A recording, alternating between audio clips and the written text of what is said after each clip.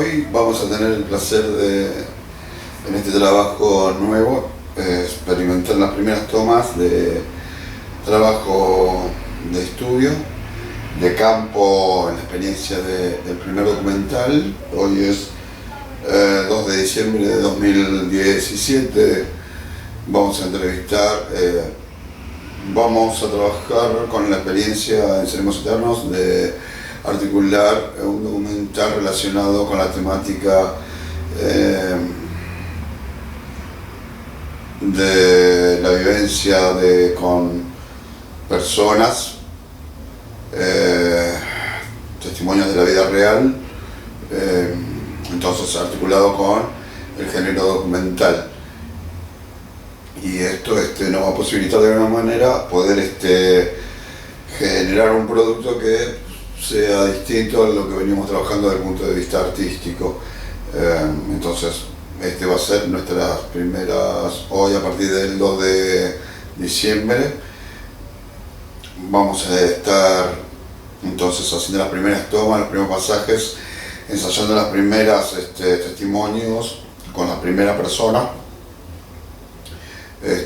Tal vez podamos tener tiempo de hacer 2 personas, entrevistar a 2 personas también, y a partir de ahí empezar a documentar todo como para luego poder ponerlo en la isla de edición, el trabajo de producción. Entonces esta etapa de preproducción hace a poder recolectar todo el material para documentarlo y dejar el contenido ya para una segunda etapa que es de edición, básicamente, clasificación, también de preproducción.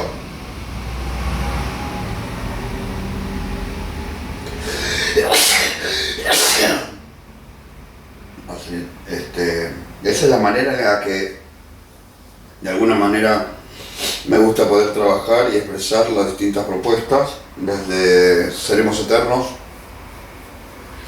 Cuando sale en vivo es como que ampliamos un poco el espectro del panorama de lo que nos sucede,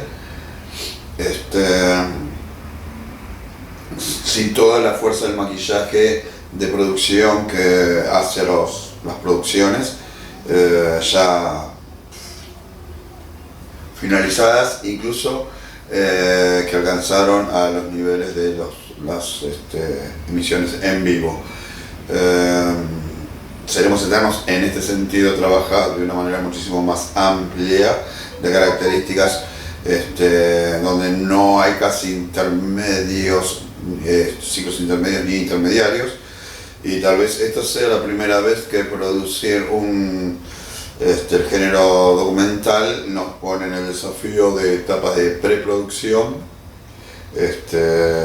donde va a haber muchas sesiones de filmación, hombres de filmación, de trabajo, de preproducción, junto con otras personas que no necesariamente están preparadas ni adiestradas, de alguna manera, por decirlo de alguna palabra, con alguna expresión verbal, pero en definitiva eso es lo que nos interesa, es que estas personas puedan sentirse totalmente ligeras de peso como para poder expresar todo lo que requiere y que nos podamos conseguir como luego relevante del testimonio, rescatar para la producción y antes de la presentación poder lograr el objetivo.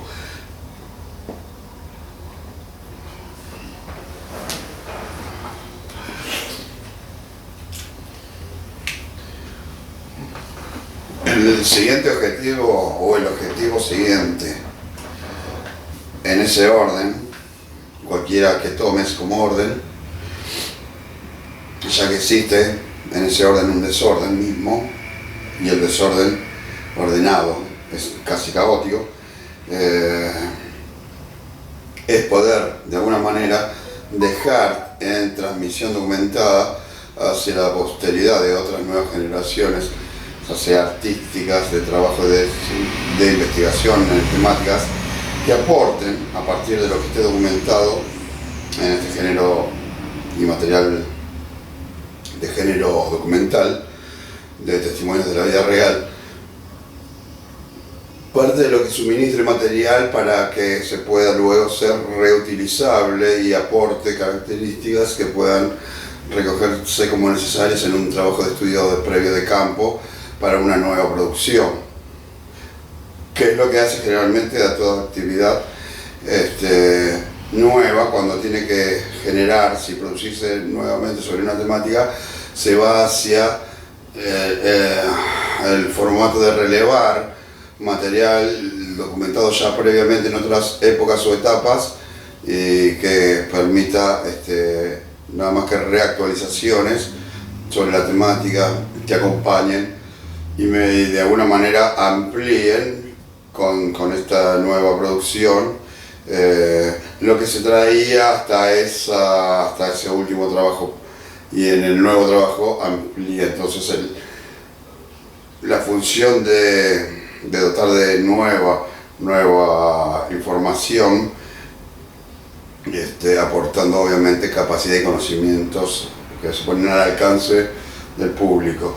Y en ese aspecto también, en el formato de video que utiliza Seremos Eternos, aprovecha también el alcance que permite todo el material en estas culturas actuales de la digitalización, que hace una suerte de internalización de las problemáticas que funcionan por ahí tal vez en un pequeño grupo étnico de cualquier lugar del mundo, o sucesos que implican a un determinado grupo minúsculo de personas en algún confín, y que por el rescate de la documentación en el género que sea, en este caso documentalista, pueda permitirnos también elaborar la propuesta de llegar o poner al alcance el conocimiento gracias a estos esquemas de digitalización y propuestas de transmisión y comunicación que son las redes, en este caso la red de redes. Entonces lo interesante lo hace interesante, o lo vuelve de alguna manera interesante el sortear lo que eran los viejos problemas de tener que pasar de frontera en frontera, ya que ya no se necesita ni se requiere demasiado papel ni llenado de formularios para alcanzar este fin, y entonces el objetivo está muchísimo más al alcance tanto de seres de ámbitos privados como públicos, científicos o de conocimientos generales. Entonces el vasto alcance en ese aspecto es esa suerte de poder decir que el material se vuelve relevante e importante siempre y cuando se logre un producto que releve información que también conforme importante información respecto de data de época, historia, sucesos,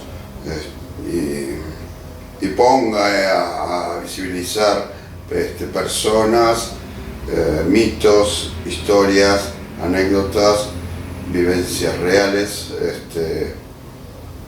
puntualmente felicidades y desdichas también, tragedias, comedias, en términos de Shakespeare o artísticos teatrales. Entonces también bajo esta paranoia de producción, la cual Seremos Eternos está embarcado con su espíritu, no es nada más que poner esta impronta al alcance de la inquietud de los espíritus inquietos que las personas a veces logran tener despiertos o mantener despiertos. Bueno, como responsable en la dirección general de Seremos Eternos, esta es la primera charla que mantenemos, y eso es lo que somos a través de Seremos Eternos, una propuesta para estar poniendo el conocimiento de todos, lo más posible, de personas e instituciones y organizaciones, las propuestas artísticas, sobre todo visibilizar las que no están tan visibilizadas o no tienen tantos campos de visibilización y de apoyo de visibilización, sino también de las que hacen o atañen a esferas de propuestas de mayor interés. Y como nuestro eslogan siempre lo dice, seremos eternos. Les deseo a ustedes que sean felices o infelices, como más les guste.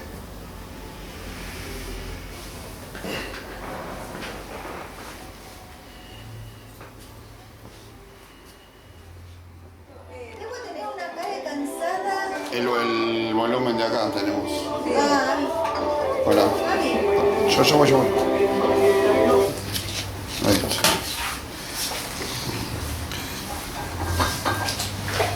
Vea que pongo. Bueno, estamos los dos en el plan, ¿no? Sí. Yo creo que sí. Sí, están los dos. Bueno, toma uno de lo mental, historias reales. ¿Qué haces? Historias reales porque estamos filmando igual, Así que vamos. Pero lo tenés que editar. Sí, dale. Por eso vos te tenés que invitar a la pregunta ahora, a la respuesta. Toma dos. Historias reales, documental historias reales. SOS Pro Argentina. Estamos con Esther. Buenas tardes, Esther, ¿cómo estás? Hola, buenas tardes. Bueno, te invitamos para que podamos establecer las primeras testimonios de tu experiencia cuando eras pequeña, cuando eras chica, en esta institución llamada SOS Pro Argentina. Podríamos empezar y nos gustaría colocarnos en el periodo histórico y el escenario donde era la edad que tenía, el año en el que vos ingresás a esta institución de SOS Pro Argentina, si te acordás alguna. Sí, más o menos unos 4 años. En el año 72, más o menos. Y bueno, anteriormente estuve en otro hogar. Y ¿Cuál era ese hogar? ¿Recordás cuál era ese hogar anterior? El Sembrador. Sí, el Sembrador. Cristiano evangélico. Bueno, nosotros nos criamos en una villa, que ya no existe esta villa. Mi madre murió,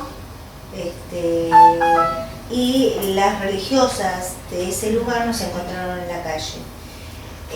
Al vernos tan desamparados y solos. ¿Eso hablamos de acá de Buenos Aires? Sí, o de en Buenos provincia? Aires. En Sí, Buenos sí, Aires sí. mismo. Acá en Buenos Aires. Y nos llevaron al juez. Juez determinó llevarnos al hogar del Sembrador. Y habremos estado un año, habré estado ahí, creo. Que luego va a ser en Porque era el muy ingreso. chica, claro. Sí. Y después de allí nos llevaron, ingresaron a SOS Provi. Donde ya la dinámica era distinta a la que tenían en el Sembrador, digo, porque a lo mejor no lo recordaba porque era muy pequeño, pero... Recuerdo algunas cosas, no todo, pero muy buena experiencia por lo que recuerdo.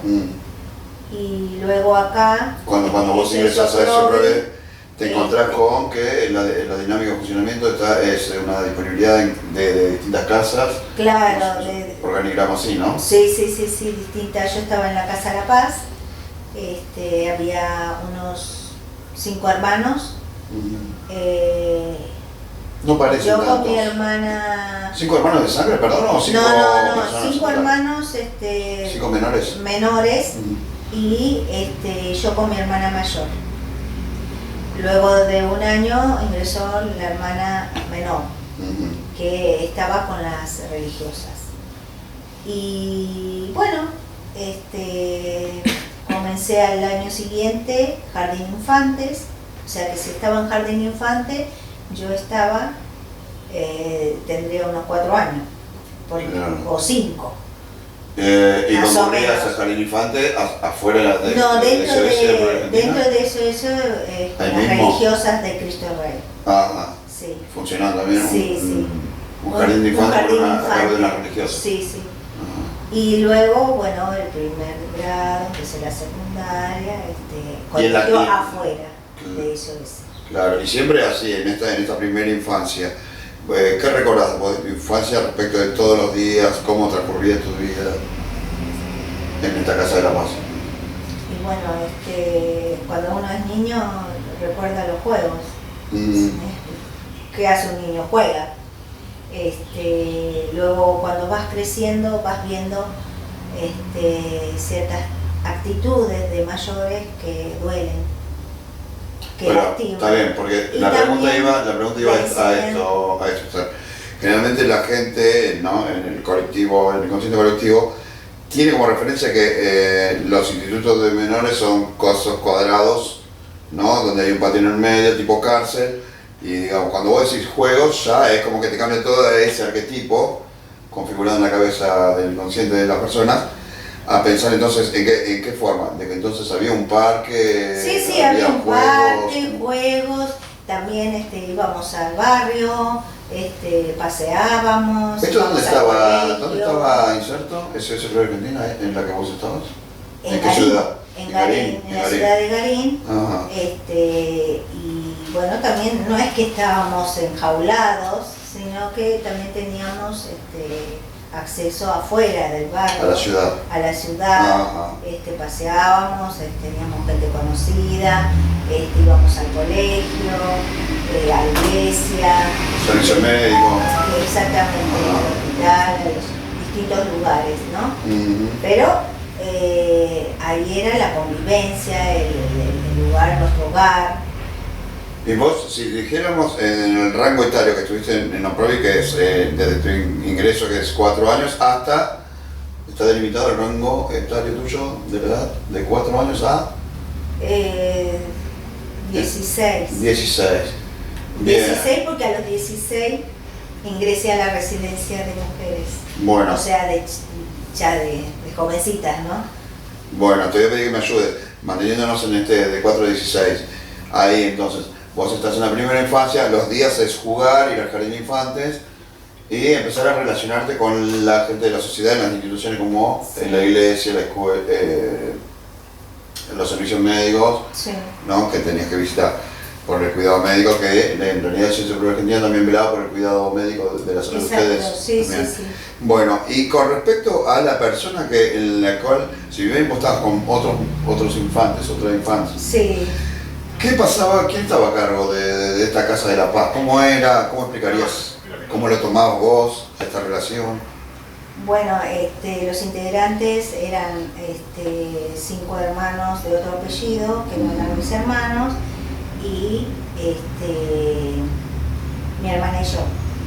Bien. La mayor estuvo muy poco y egresó.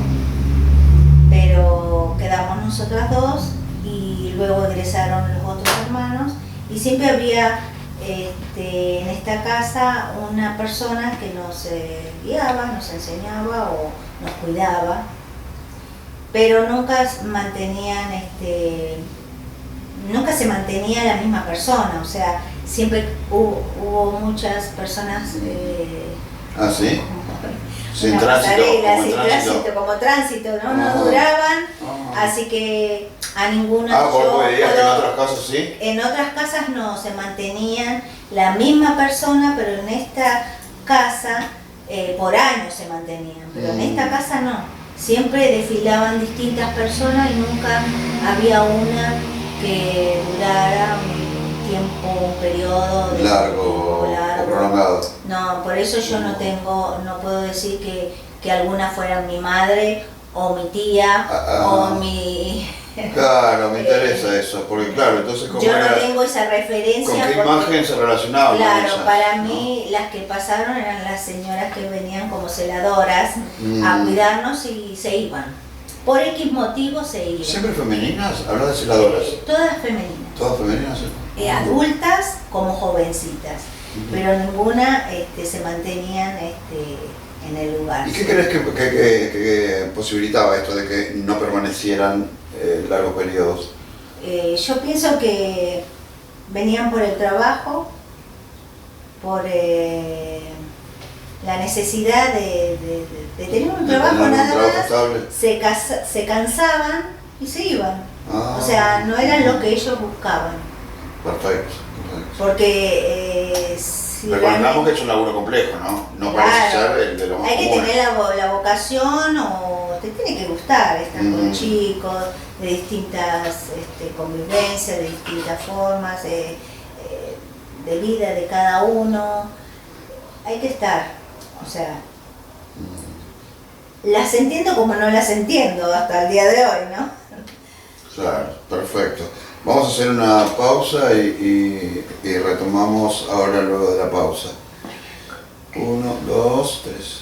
Che, bueno, traemos un vasito de agua, cosas, porque te vas a hablar y yo ya sé cómo es esto. Seguramente te va a dar ganas de agua. ¿Cómo hacer la pausa? Eso la dejamos, yo después le hago el corte. Sí. Si no, tenés que apretar el botón que está atrás, un botoncito rojo, y para la filmación y... Está bien. Porque bueno, nada, quería eso. ¿Me pasas un vasito de agua ahí? Perdón. Yo le puedo... ¿Lo aprieto? Perdón, ¿está grabando? ¿Qué cosa? ¿Lo aprieto? Igual es eso. Bueno, continuamos con el segundo bloque de la entrevista a Esther, quien nos está acompañando, prestando testimonio sobre estas historias reales que compartimos en esta primera emisión sobre el documental de la institución Licencias Propias Argentinas y quienes han estado viviendo y han vivenciado esta experiencia de permanecer en esta institución. Esther nos venía comentando sobre su realidad en la Casa de la Paz y a la vez estábamos transitando justo en el primer bloque final, en la parte final, cómo creía o ve ella el hecho de que las personas que estaban a sus cuidados perduraran mayor o menor tiempo. En off, recién cuando salíamos fuera del aire, vos estabas hablando con otra de las invitadas que estarán en otros momentos, testimoniando, compartían esta comunicación respecto de, ¿por qué se quedaban? Las que se quedaban, ¿por qué se quedaban? ¿No? Y ahí estaban, a ver cómo nos... Claro, muchas se quedaban por vocación, ¿no? Descubrieron con el tiempo que era la vocación, otras venían por trabajo, porque tenían un techo seguro, y otras porque probaron, no les gustó, no era lo que ellos buscaban y se iban. ¿Y para ustedes a la vez debía ser un poco duro o no? ¿Vos recordás cómo lo vivenciabas esas experiencias? Sí, porque de muy pocas me encariñé, porque realmente eran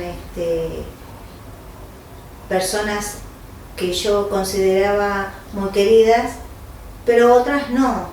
Te dabas cuenta, yo era muy chica y me daba cuenta que no era apta para que nos cuiden, ¿no? Y a mí cuando se iban las que realmente valía la pena que se quedasen, se nos iban y bueno, era un dolor muy grande, ¿no? Una tristeza muy grande.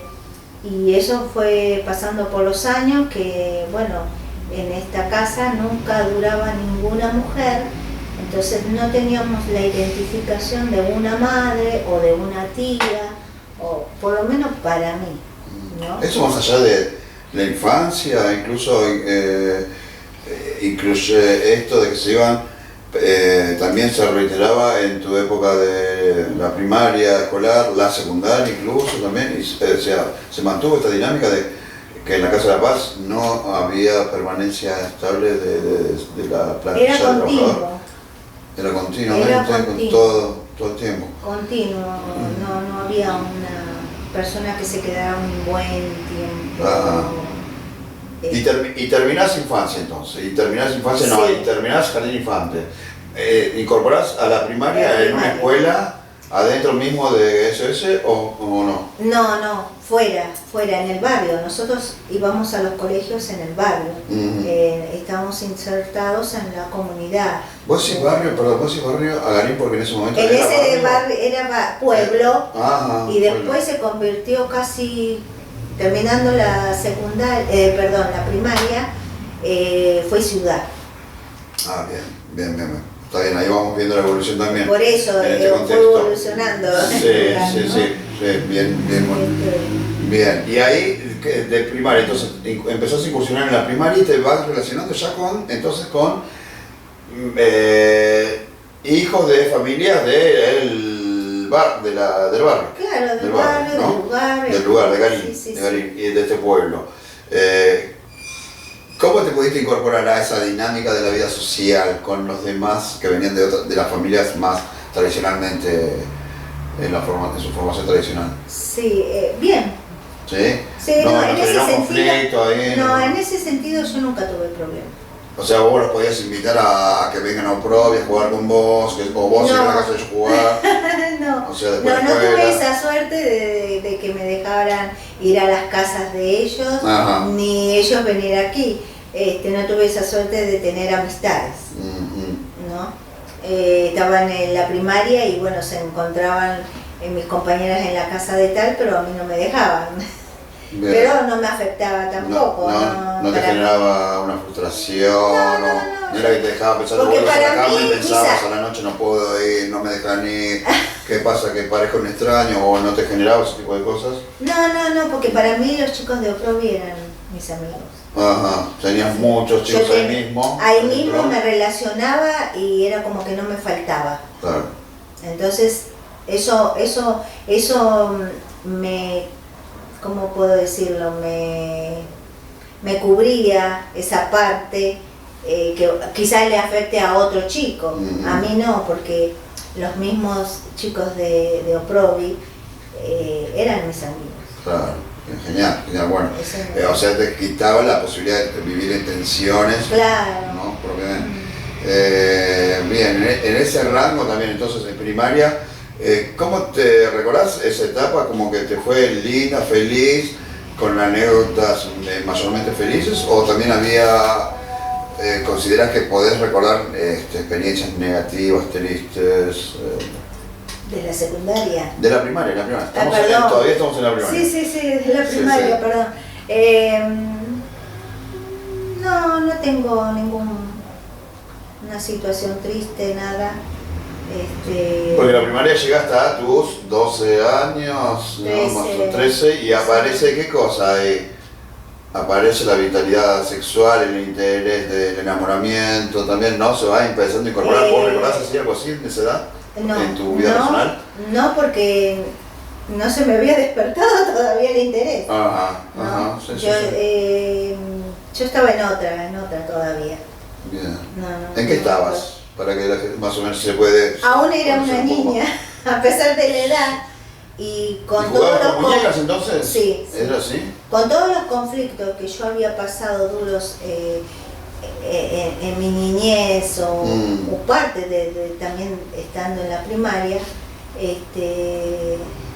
no tenía tiempo ni de pensar de que de tener un novio, o yo estaba en otra cosa. ¿En qué estabas? Eso es A ver, ¿cómo le si puedo vos te lo podés explicar? permitir, como para darnos una idea a la gente que va a estar luego conociendo el material, tu testimonio. ¿Cómo le graficás vos esas experiencias? Vos decís experiencias duras. Experiencia dura en el sentido de que te faltan muchas cosas y más el amor. El amor de familia, el amor de decir, no se queda ninguna mujer para darme ese cariño que yo necesito. Ese lugar no se ocupó, está vacío, ¿no? Entonces yo tenía ese conflicto. Entonces no podía pensar más allá, no podía pensar en tener un novio, porque aparte que era chica, o sea, ya sé que hoy en día las chicas están de novio a esa edad algunas, pero en ese tiempo era otro tiempo para mí. Claro. Para Y aparte no te habían dibujado en ese contexto, no te habían dibujado todo el cuento de la princesa y el caballero. No tuviste esa infancia donde generalmente se te lee en el cuento donde el caballero va a rescatar a la princesa, entonces sos soñador y que te venga ahí algún día a conocer el caballero. No tenías esa infancia tampoco, ¿no? Esa construcción del... Sabía los ¿no? cuentos, obvio. ¿Sabías los cuentos? ¿Cómo sucedía saber Los esos cuentos del príncipe, la princesa y todo eso. ¿Cómo te llegó eso? Pero yo no le daba lugar a Pero eso. ¿cómo te llegó eso? Ahí sí me interesa conocer ese punto. el show, vos decís, la Porque lo persona que te lees, el cuidaba, cuento. No, yo iba a una biblioteca, Ajá. ahí leía libros, me gustaba mucho leer libros. en una biblioteca en donde la misma institución, En la había misma una institución sí había una linda biblioteca llena de libros, de donaciones, y me encantaba mucho ir a la biblioteca, leer mucho.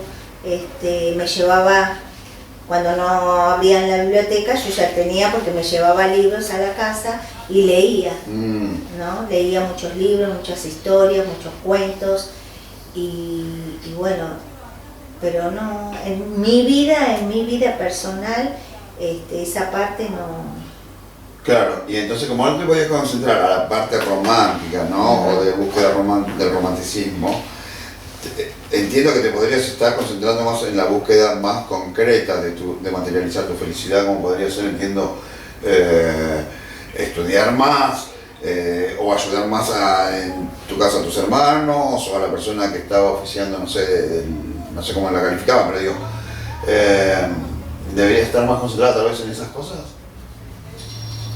Estaba concentrada más en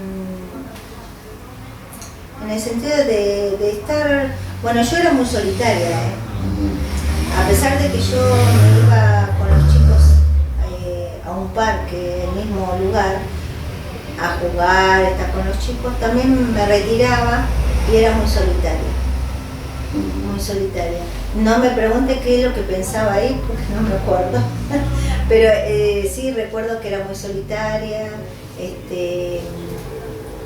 sola, me sentaba, me subía a los árboles, miraba el más allá, el horizonte, pero no, realmente no sé cómo explicarte. ¿Y recordás, por ejemplo, la primera vez, la primera amistad que construiste, con quién la construiste?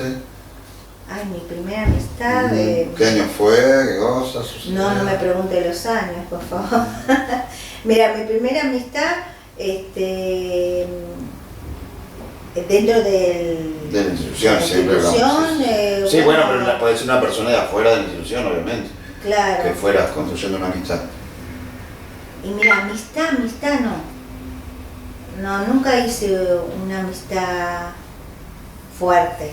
Ajá.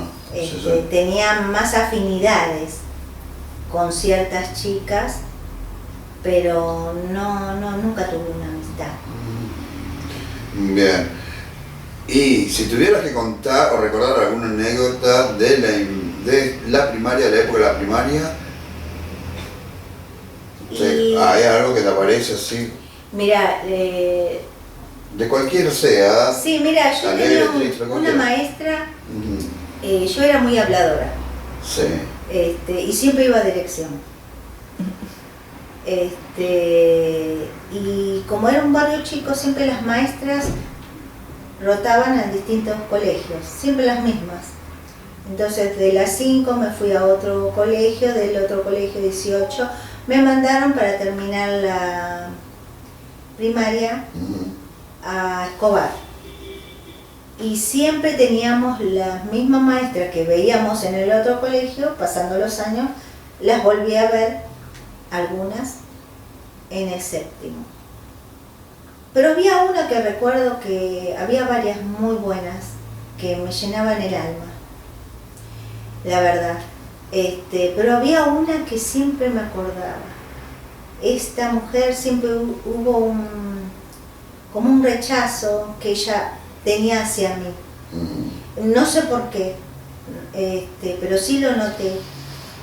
Y siempre tenía problemas, contina esto, contina aquello. Y bueno, pasaron, en séptimo grado teníamos que hacer un trabajo sobre la fiesta de la flor. Esa que se hace anualmente en Escobar. Anualmente en Escobar, sí. Entonces yo le dije, yo rebelde, decía, no lo voy a hacer, bueno, como siempre contigo, todo el rosario. Entonces llego y estaban todos trabajando y me dice, tiene que hacerlo, que me siente, bueno, me senté y dije, bueno, voy a hacer esto. Me empecé a pintar con crayón. Y bueno, terminamos y lo entregué. A la semana, ella puso un comentario como diciendo que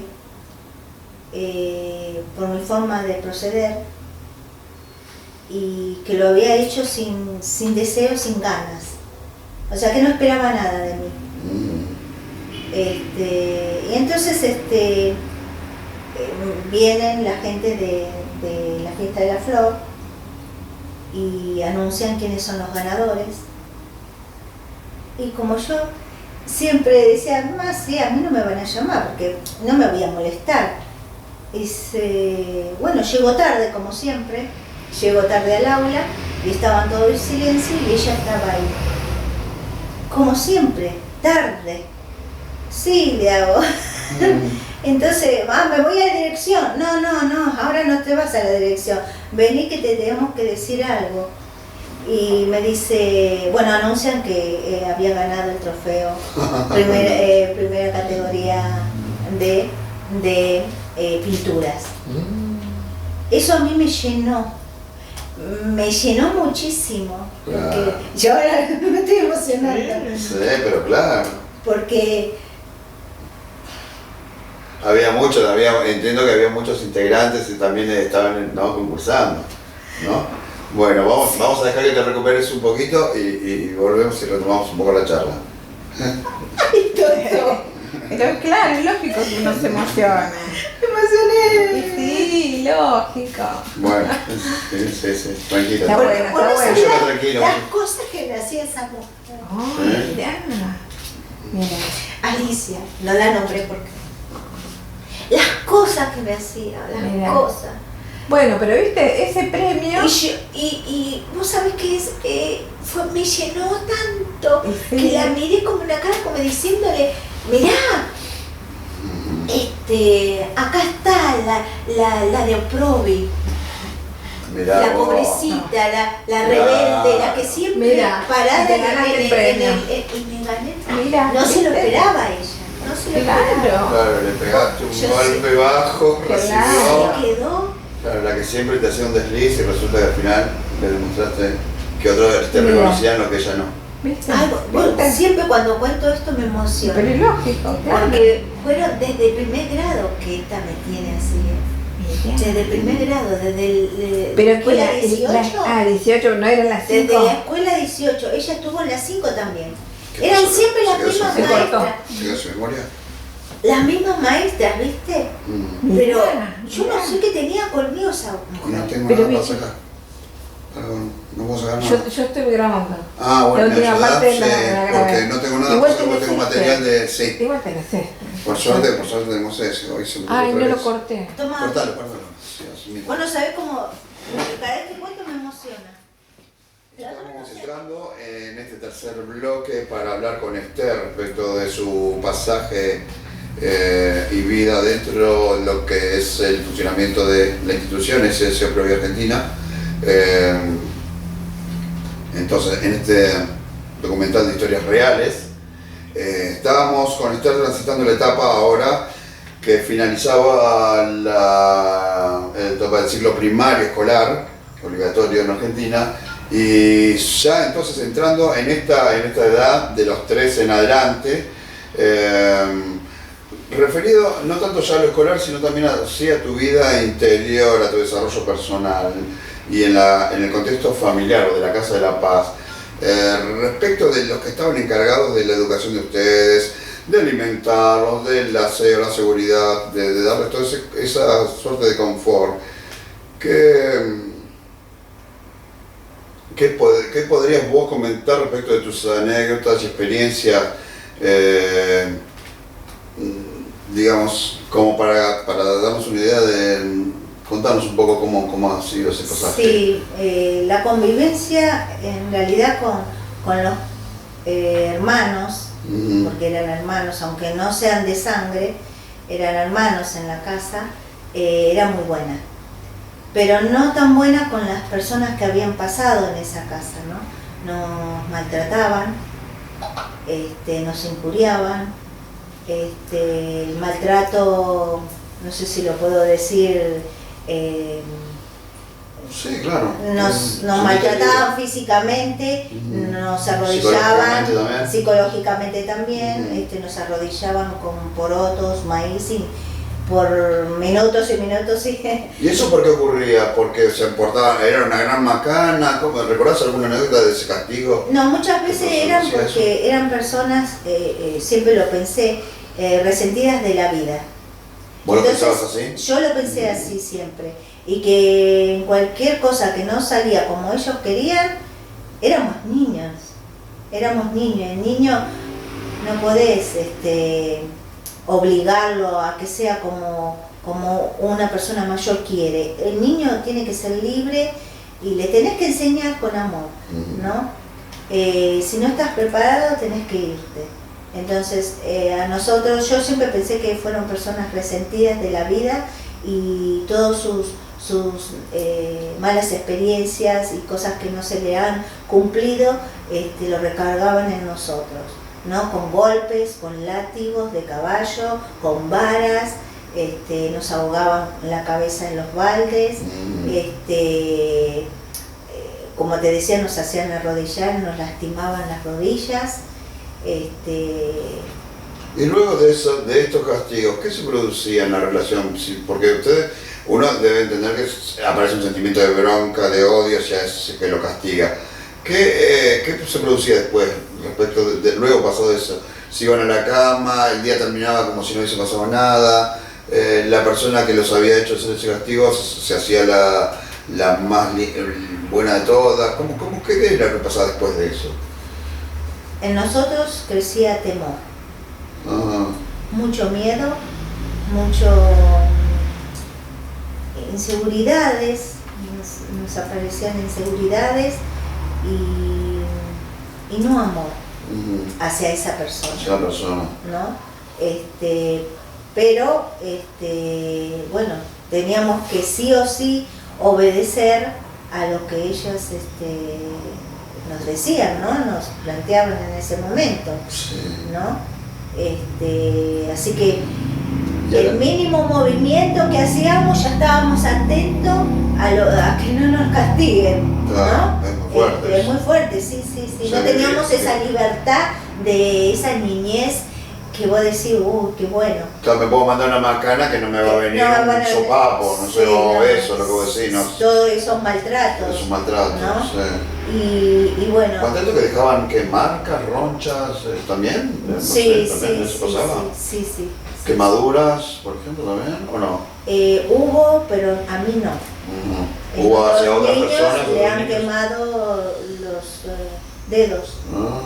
¿Y Simplemente eso por qué? porque el niño arrancó la pintura de la puerta y le han quemado. Ese era un castigo que a mí me pareció horrendo. Lo he denunciado en ese tiempo, pero nadie me creyó. ¿Cómo le quemaban perdón, que era el detalle de eso, con qué le quemaban? Una vez una niña sacó la pintura de la puerta. Sí. Entonces nos castigaron a todos hasta que, bueno, se descubrió que era ella. Y esta persona que fumaba le quemó los dedos. ¿Con el cigarrillo? Con el cigarrillo. Y bueno, yo te cuento o sea, los demás también sufrían el ver semejante... Porque era lo que uno esperaba que después le podía pasar. Cómo lloraba, cómo gritaba esa nena, porque te está quemando, aunque sea que coloques el cigarrillo así, te quema. Claro, ¿no? Claro. Por más suave, no, sí, suavecito, no. Yo lo denuncié a escondidas por temor. ¿Hacia quién? ¿A quién le hiciste la denuncia? ¿A dónde la presentaste? He hablado con chicas del lugar, de la institución, para que llegue del sacerdote que era Gardela, ¿no? El responsable. El responsable máximo era Gardela. Máximo. Bien. Sí, y llegó. Ajá. Pero no me creyeron. No quedó todo así, inventaron otra cosa. O sea que Gardela se encargaba de respaldar al personal que tenía con el fin de evitar que la institución se viera perjudicada en alguna accionar extra institución para hacia afuera. Sí. Había un cuidado de la imagen social de la institución, digamos, ¿no? Exacto. Ahí, en ese aspecto parece. Sí, pero realmente mucho maltrato.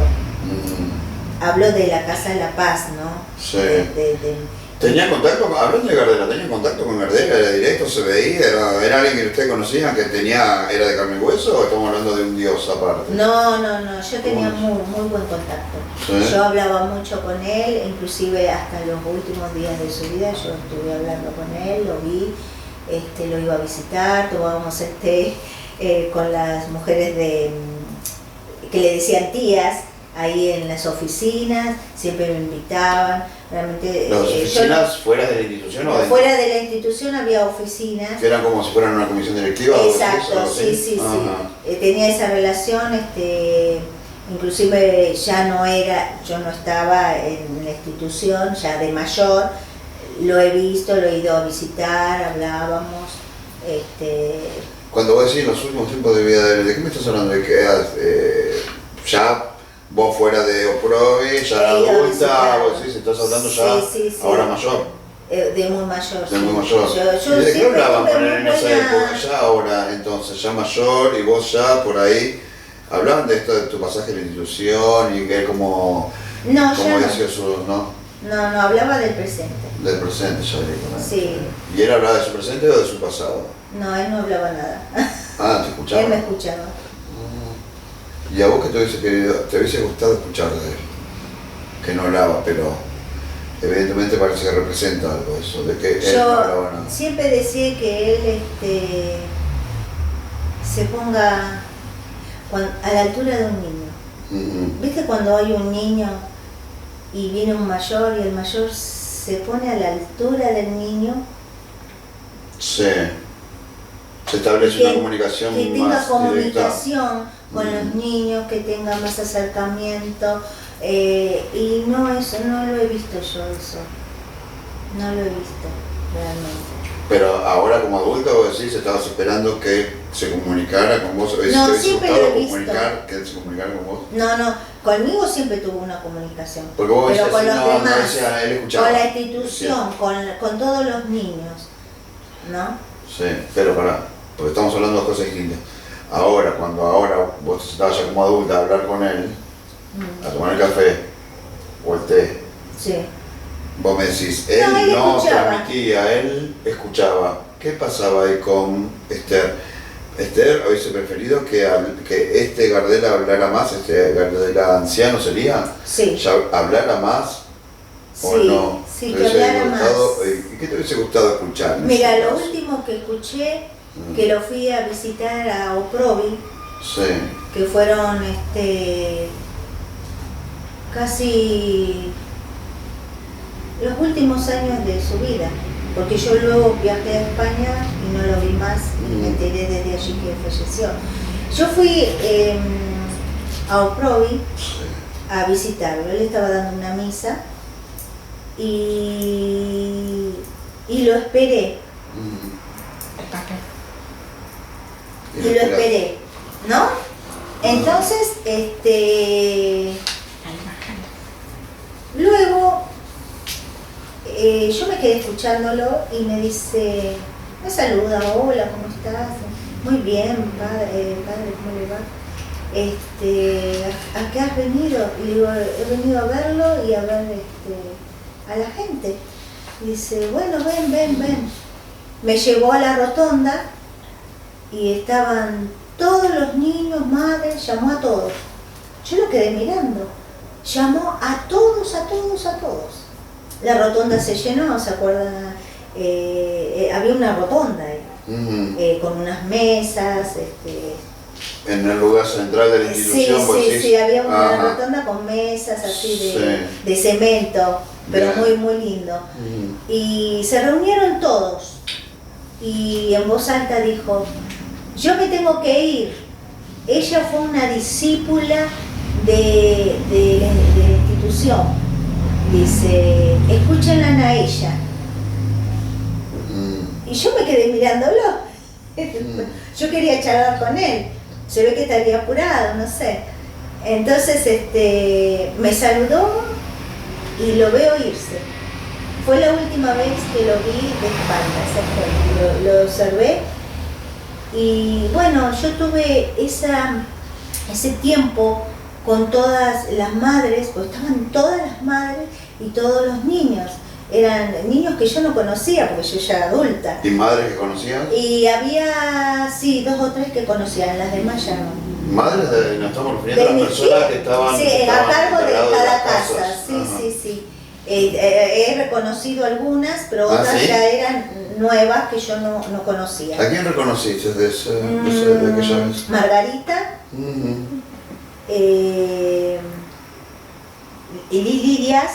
Liliana Díaz, Hortensia. Hortensia, sí, Hortensia también, Hortensia la reconocí. Y había otra porque ahora no me puedo recordar. Bien. No me puedo recordar.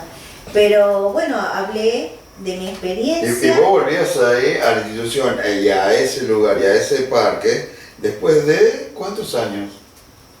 Y yo tendría unos 30 y pico de años en ese tiempo. O sea, ya habían pasado unos De los 16 15, 20.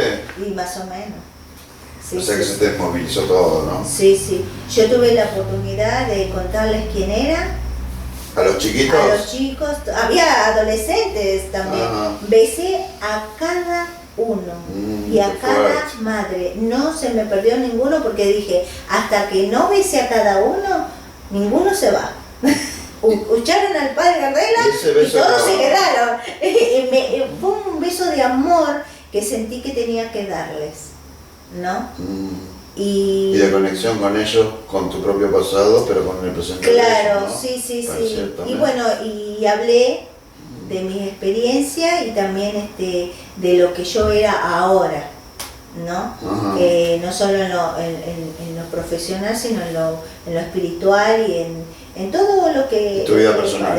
Personal, sí, sí. Y bueno, y me pregunté, él no se pudo tomar el tiempo de besar a cada uno. ¿En ese momento? Ujú. ¿O en otros momentos también? En muchos momentos. En muchos momentos. Él saludaba así, chao, 2 o 3 y ya. Mm. Su imagen asustaba muchas veces. Mm. O Imponía un respeto. imponía un de respeto autoridad. o imponía miedo o imponía rechazo Mm. hacia los niños, jóvenes, ¿no? Así que pero a mí no, nunca sentí eso hacia él. ¿Te hubiese gustado la función, como decíamos recién, de haber sido madre dentro de una casa de Provi? Lo he hablado con Carlos Gardela. Ah, ¿qué pasó ahí en esa conversación? En el momento, yo me di cuenta que no. ¿Que Fue un a él flash. que a él no le gustó? ¿O que a él vos- le gustó, pero a mí fue el flash, fui de una semana un flash, lo medité, fui, hablé con él, pero en el momento me di cuenta que no, Porque se puede saber qué aconteció ahí. porque no estaba preparada. Inclusive cuando yo me voy a saltear muchos años después, en España, fui a las instituciones aldeas infantiles. Ah, pero Me en anoté, España. claro, me Mira anoté vos. y el mismo sistema de oprobio. Claro, ¿no? de Provi es el Claro, Argentina. eso es oprobio Argentina. Mm. Y me anoté todo, pero no fui seleccionada. Bien, bien, bien. ¿Qué te llevó a España? A España vacaciones. Vacaciones. Y después te quedaste un tiempo, ¿no? Sí, sí, sí, Ahí sí. está. Bien, y después viniste con una hija, aparte. Sí. No, bien, bien, bien. O sea que con más felicidad de la que te fuiste. No me traje euros, pero me traje una bendición. Más valioso, Más claro, valioso. algo más valioso que eso. Bueno, Esther, entiendo que nos da gusto poder compartir todo este testimonio tuyo. ¿Crees que vale la pena primero recordar alguna otra anécdota? Hay muchas anécdotas. Y quisiera una dentro del contexto de la institución, SOS Pro Argentina, que merezca ahora tu mención, tu recuerdo. Alegres, varias. Tristes, varias. Bueno, ¿y querés dejarlo para otro momento? Podemos dejarlo para otro momento si querés. Bueno, está bien, vamos a seguirte vamos a ir por la misma corriente. Sí. Lo que también me parece interesante es, aprovechando que te tenemos presente, antes de que te vuelvas a ir a España, por si se te ocurre irte, que si tenés la oportunidad de decirle algo a chicos que tienen gran problemáticas en sus infancias, con falta o desapego de cariño, afecto, amor, como pudo haberte sucedido o te sucedió, que quisieras mencionarlos. Y le quisiera decir que luchen por lo que ellos quieren, que no se detengan, que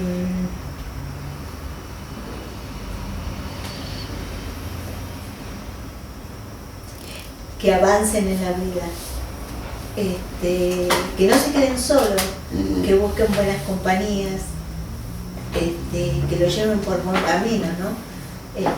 Creo que uno tiene discernimiento para poder elegir y que triunfen.